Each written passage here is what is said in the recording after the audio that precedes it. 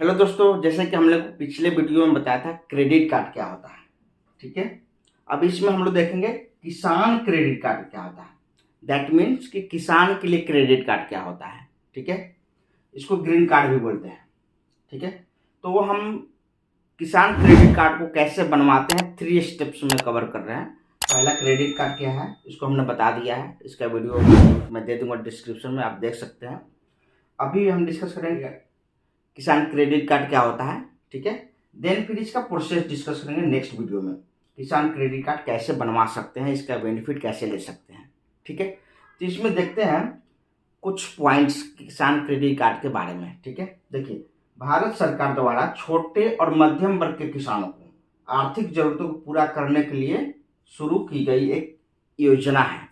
छोटे और मध्यम वर्ग के किसानों को जो बहुत बड़ा फार्म करते लेते हैं, जो बहुत बड़ा किसान है, जैसे मान लो कि उनका लार्ज स्केल में बिजनेस है, तो उसके लिए एक किसान क्रेडिट कार्ड का कोई बेनिफिट नहीं है, उसको नहीं मिल सकता है। जो मीडियम लेवल के कर रहे हैं, ठीक है, या छोटे लेवल के कर रहे हैं, उनको ये बेनिफिट मिल सकता है। ठीक है, केसीसी मतलब किसान क्रेडिट कार्ड 1998 में चालू की गई थी भारत सरकार द्वारा। ये हमारा राज्य सरकार का नहीं है, भारत सरकार का है पूरे देश में। ठीक है, साहूकारों से मुक्ति दिलाने के लिए लाया गया था। अभी आप देखेंगे ना, गांव में ऐसे तो किसान गांव में ही होते हैं, शहर में तो किसान ना के बराबर ही हैं। गांव में देखेंगे आप तो लगभग अगर आप 100 रुपये लेते हैं तो 5 रुपये उसका ब्याज देना पड़ता है हर महीने, मतलब 5% ब्याज दर लगता है हर महीने के हिसाब से। कोई कोई 4% पर देते हैं, ठीक है, बट जनरली 5% पर देते हैं। दैट मीन्स का अगर इसको एनुअल सालाना कैलकुलेट करेंगे तो लगभग इस 5 × 12 = 60% सालाना हो गया। लगभग आप अगर 1,00,000 रुपये लेते हैं, ठीक है, 1,00,000 रुपये लेते हैं तो आपको 1,60,000 रुपये चुकाना पड़ेगा। ठीक है, ये साहूकार का रूल था। ठीक है, बट साहूकार के चक्कर में किसान कितने सुसाइड कर लेते थे, कितने आत्महत्या कर लेते थे।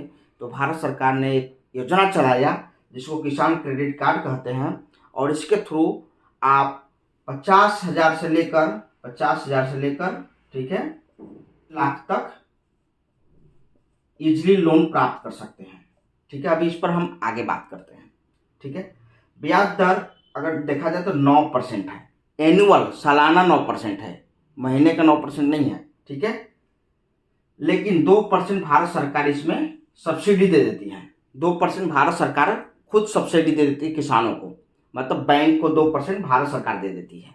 ठीक है, और आपका 9% में 2% घटकर आप 7% ही आपको देना है। लेकिन अगर आप लोन टाइम से जमा कर देते हैं, आपने 1,00,000 रुपये लिया, ठीक है, और एक पूरा जो भी अवधि है, समय पर बात करेंगे अभी, उसमें अगर समय से आप पैसा पे कर देते हैं तो 3% और आपको प्रोत्साहन राशि के रूप में, मतलब आपको और खुश करने के लिए 3% और ब्याज दर में कमी कर दी जाएगी। तो 7% से घटकर आपका क्या हो जाएगा, 4% आपको ब्याज दर देना पड़ेगा साल का, पूरे साल का।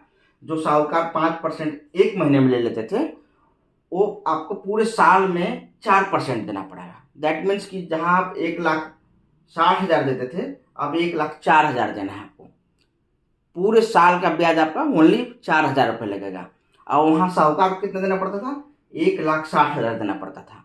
तो सोच सकते हैं आप किसानों को कितना बड़ा फायदा हुआ। इससे कम राशि पर लोन अभी उपलब्ध ही नहीं भारत में कहीं भी। तो किसान क्रेडिट कार्ड किसानों के लिए कितना बड़ा फायदा हो सकता है आप देख सकते हैं। दोस्तों, अगर आप 1,60,000 रुपये तक लोन लेते हैं तो जमीन को बंधक बनाने की आवश्यकता नहीं है। दैट मीन्स कि आपको नॉर्मल कागज देना है। ठीक है, आपको जमीन को बंधक नहीं बनाया जाएगा, सिक्योरिटी के रूप में आपको जमीन गिरवी बैंक के पास नहीं रखाएगा। ठीक है, इसमें आप 50,000 से लेकर 3,00,000 तक लोन ले सकते हैं, जिस पर 7% का ब्याज लगेगा। ठीक है, बट टाइम से पेमेंट करेंगे तो 3% माइनस भी हो जाएगा, जो 4% आपका रह जाएगा देने के लिए। ठीक है, लेकिन अगर आप इस सुपर अमाउंट भरते हैं तो आपको पूरे ज़मीन का कागजात देना पड़ेगा। आपका डॉक्यूमेंट के बारे में बात करेंगे क्या क्या देना है, बट पूरे ज़मीन के कागजात देना पड़ेगा। आपका ज़मीन बंधक बनाया जा सकता है अगर आप लोन नहीं चुका पाएंगे तो, ठीक है। लोन नहीं चुकाने इसके केस में भी अगर नहीं चुकाएंगे तो आपको ऊपर केस किया जा सकता है, बट ज़मीन बंधक बनाने की नीड नहीं होगी उसमें, ठीक है। बट इसमें पूरा अगर 1,60,000 से ऊपर आप बढ़ते हैं, ठीक है, तो ज़मीन भी आपका आप उसको बेच नहीं सकते हैं, और जब भी बैंक चाहे उसको बंधक बना सकते हैं इन द केस अगर आप लोन नहीं पे कर पाते हैं, ठीक है। जैसे ही आप समय सीमा के अंदर लोन भुगतान कर देते हैं, ठीक है, आपके पास 1 साल का समय है लोन पेमेंट करने के लिए, ठीक है। जैसे ही आप 1 साल के अंदर में लोन पेमेंट करते हैं तो आप तुरंत ही न्यू लोन के लिए अप्लाई कर सकते हैं। पेमेंट कीजिए और आज ही या कल आप फिर से दोबारा लोन के लिए अप्लाई कर सकते हैं और तुरंत मिल जाएगा वो। जैसे ही लोन पे करते हैं फिर से आप एलिजिबल हो जाते हैं न्यू लोन लेने के लिए, ठीक है। केसीसी 5 सालों तक वैध रहता है, उसके बाद आपको रिन्यू करवाना पड़ता है। बेसिकली जो एक क्रेडिट कार्ड होता है ना, वो हर महीने आपकी उसकी पेमेंट करना पड़ता है। इसमें आपको हर महीने नहीं करना है। एक बार आपको लोन मिल गया, आप आराम से उसको यूज कीजिए, अपने खेती कीजिए, 1 साल तक उसको पेमेंट कीजिए। 25 जून, ठीक है। तो आप अगले साल 25 जून से पहले तक पे कर सकते हैं, ठीक है। तो 25 जून से पहले पे करेंगे और चाहे तो आप उसको पे करके आप तुरंत न्यू लोन के लिए भी अप्लाई कर सकते हैं। तो इसमें एक बेनिफिट होता है, 5 साल तक वैध रहता है। उसके बाद आपका ये फिर से रिन्यू करवाना पड़ता है। जैसे आप डेबिट कार्ड क्रेडिट कार्ड में देखते हैं कि एक्सपायरी मंथ और ईयर होता है, उस तरह से इसका भी एक्सपायरी होता है जो 5 साल तक होगा। आज अगर ये इशू करवा लिया आप क्रेडिट कार्ड, किसान क्रेडिट कार्ड, तो अगले 5 साल तक वैलिड रहेगा। उसके बाद फिर से रिन्यू करवाना पड़ेगा। तो फिर उसके बाद आप लोन जब मर्जी तब पे कीजिए और जब मर्जी तब वहाँ से निकालिए, ठीक है। केसीसी के लिए 18 वर्ष से लेकर 70 साल तक का आयु होना जरूरी है, ठीक है। इसके लिए अगर इस एज में आप हैं, किसान के लिए जो लोन होता है वो ले सकते हैं आप, ठीक है।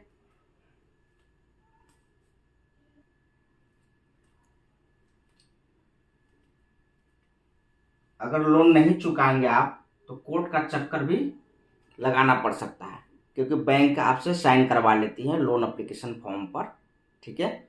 तो आपको कोर्ट में केस भी कर सकती है, आपको चक्कर भी लगाना पड़ सकता है।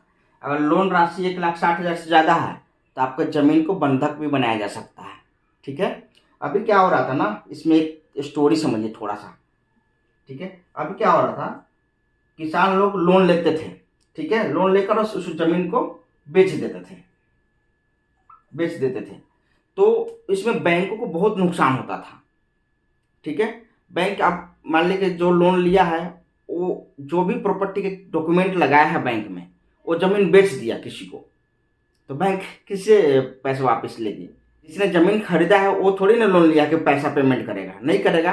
तो अब क्या होता है ना, अब अगर आप 1,60,000 से ज़्यादा अमाउंट लेंगे तो बैंक प्रॉपर डॉक्यूमेंटेशन करती है एंड प्रॉपर एक अपील फॉर्म बनाती है कि आप उस ज़मीन को बेच नहीं सकते हैं। जब तक आप लोन चुका नहीं देते हैं तब तक उस ज़मीन को आप बेच नहीं पाएंगे।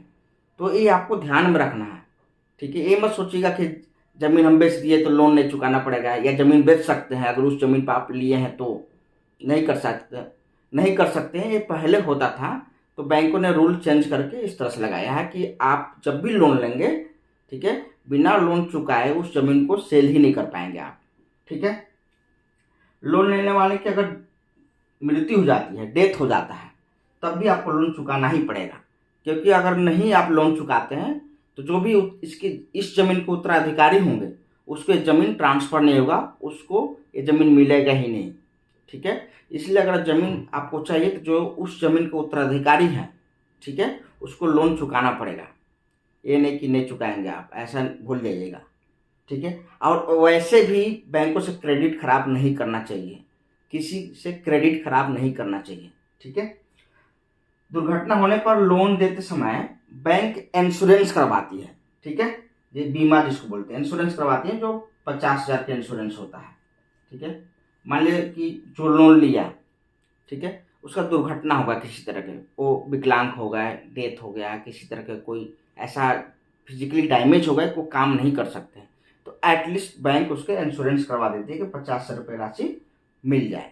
ठीक है दोस्तों, अगर आप बैंक में जाकर अप्लाई करना चाहते हैं तो आपको अप्लीकेशन फॉर्म चाहिए जो बैंक देगी आपको। ठीक है, आधार कार्ड चाहिए, वोटर आई डी कार्ड चाहिए, एंड किसान का जमीन का डॉक्यूमेंट जैसे खतियान हो गया, केवाला हो गया।